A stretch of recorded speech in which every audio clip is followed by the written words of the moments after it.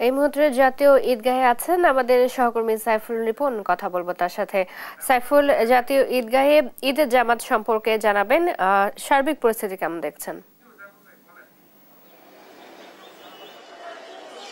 চৈতি, জাতীয় ঈদগাহ মাঠে যে প্রধান ঈদের জামাত, সেই ঈদের জামাত ইতিমধ্যেই অনুষ্ঠিত হয়েছে এবং অনুষ্ঠিত এই ঈদের জামাতে অংশ নিয়েছে অন্তর্বর্তী সরকারের প্রধান উপদেষ্টা ডক্টর মোহাম্মদ ইউনূস সহ উপদেষ্টা পরিষদের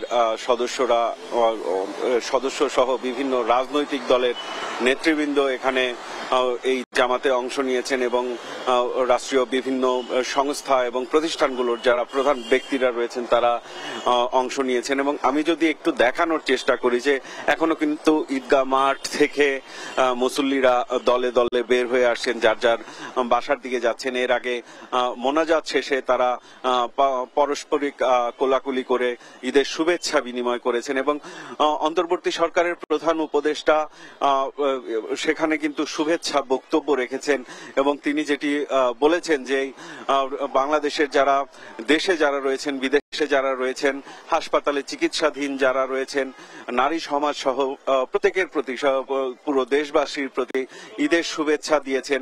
এবং তার পাশাপাশি তিনি যেটি বলেছেন যে এই ঈদ উল ফিতরের আজকের এই দিনটিতে নৈকট্য এবং ঐক্য যেটি আবার নতুন করে শুরু হলো, সেই ঐক্য যেন স্থায়ী রূপ লাভ করে এবং সেই স্থায়ী ঐক্য এবং নৈকট্য নিয়ে বাংলাদেশ সামনের যে নতুন বাংলাদেশ গড়ার যে প্রত্যাশা, সেই প্রত্যাশা পূরণ হবে, এমনটি কিন্তু জানিয়েছেন অন্তর্বর্তী সরকারের প্রধান উপদেষ্টা ডক্টর মোহাম্মদ ইউনূস। এর পাশাপাশি তিনি যেটি বলেছেন যে কোনোভাবেই যারা এই অভ্যুত্থানে যারা শহীদ হয়েছেন তাদের আত্মার মাগফিরাত কামনা করেছেন এবং আহত যারা রয়েছেন তারা যেন দ্রুত সুস্থ হয়ে ওঠে, সেই প্রত্যাশার কথা কিন্তু তিনি জানিয়েছেন। এবং আমরা জামাত শেষে মুসল্লিদের সাথে কথা বলেছি এবং তারা যেটি বলেছেন যে আগামীতে যে প্রতিশোধ, প্রতিহিংসা ভুলে ভ্রাতৃত্ব এবং সম্প্রীতির যে বাংলাদেশ গড়ার স্বপ্ন দেখছে মানুষ, সেই স্বপ্ন পূরণ হবে